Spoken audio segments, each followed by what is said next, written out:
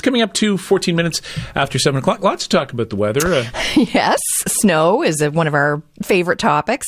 And an island businessman said that he's worried about the long-term impact on students' attitude to weather from snow days. Blake Doyle says last Friday, it was obviously a good call to cancel school with the blowing and drifting snow and poor visibility across the province. But what about when school is canceled and the weather doesn't end up being that bad? Doyle believes this is already affecting the way some businesses and bureaucrats react, and he thinks when our current students become bosses and employees, that could get even worse. Snow days, something that we love to debate on PEI. When you see them, you know the safety issues that are weighed, but where are you taking it? So I don't want to detract from the process that the school board go through. It's a big consideration. A lot of people involved. They look at the road conditions. They've got very young children now, kindergarten age, traveling on school buses. So a lot of consideration goes into making school closures. I think what I look at is the change over time and sensitivity to weather patterns. And I think that's affecting the workplace. I think it's affecting our competitiveness.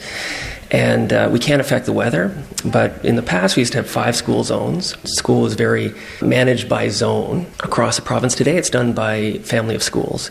But most commonly, what I've observed is the entire school system is affected, not just regions.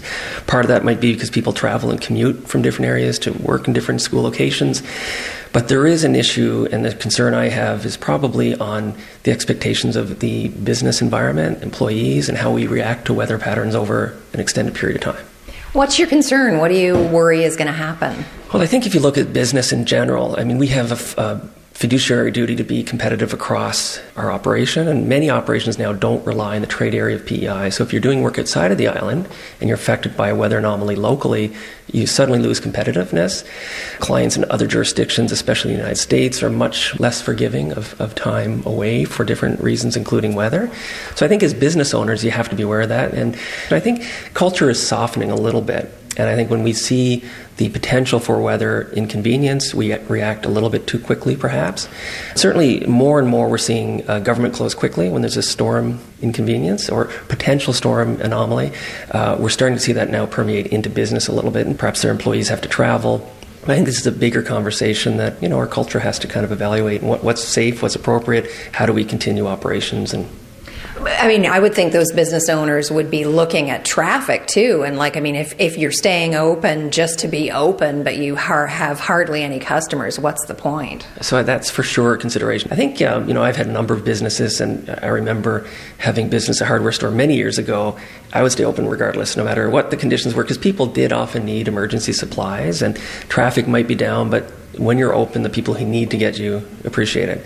There's certain stores that maybe it's not as critical to be open, but people need to have some sort of reliability, that there's consistency in the hours, and there's even a jeopardy to make an effort to get to an environment to find it closed, and there's some risk to that. So is what you're arguing that we're becoming oversensitive, that we're kind of erring on the side of caution rather than saying, wait a second, can I push this a little bit and still be safe? Yeah, I don't think we should put ourselves in jeopardized situations where safety is concerned, but what I am concerned about, and you see this at the younger ages, as children in school start to get sensitivity to snowflakes and the potential for weather inconvenience, becomes an expectation. And I think as people graduate from the public school system, post-secondary, and then enter the workforce, if that sensitivity doesn't change, and I think at this moment it's only becoming more pronounced, how do they adapt to the work environment, and what's employers' expectation for their employees?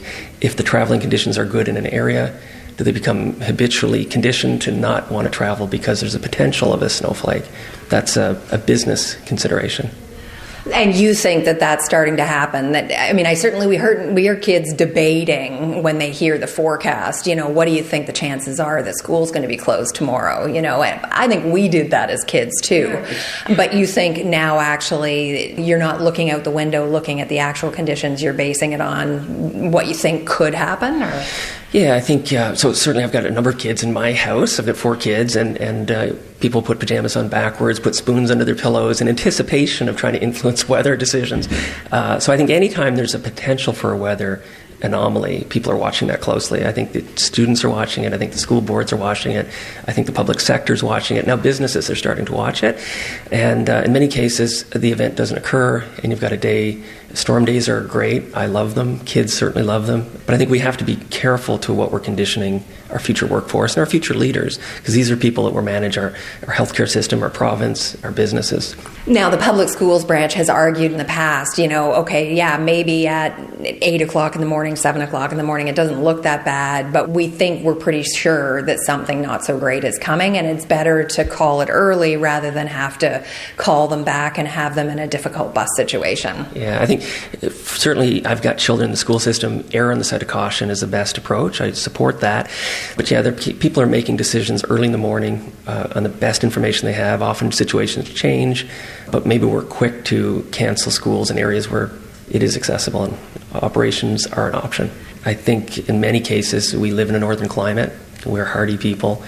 We can adapt to weather challenges. We can dig ourselves out and keep production going, keep the economy moving. And, we just have to be conscious that these changes at an early age over the course of a lifetime of a student's experience can impact them long term. Thanks for chatting with me. Yeah, it's a pleasure. Thank you. Blake Doyle owns a number of PEI ventures, including a new podcast called The Exchange. It touches on this particular issue in an upcoming episode. Now, we decided to talk to the school system for response on school closures. Here's part of what we got.